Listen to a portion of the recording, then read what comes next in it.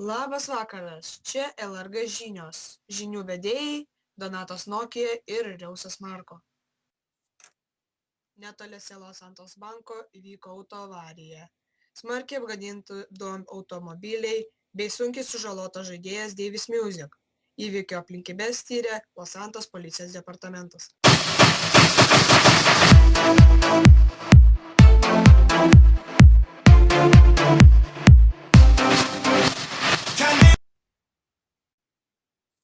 Netoliese Los Santos pasienio buvo gaudomi 3 nusikaltėliai.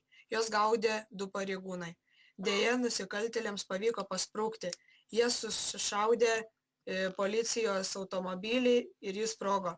Vienam pareigūnui Antanas Konoriui pavyko išgyventi. Nusikaltimo aplinkybės tyriamas.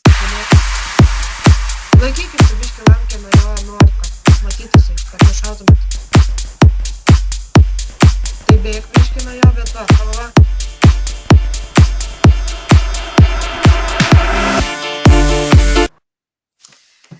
Netoliese pasienio įvyko gaujų karai. Gaujų karuose dalyvavo dileriai ir džentelmenų gauja. Džentelmenai pralaimėjo, nes dilerių buvo daugiau.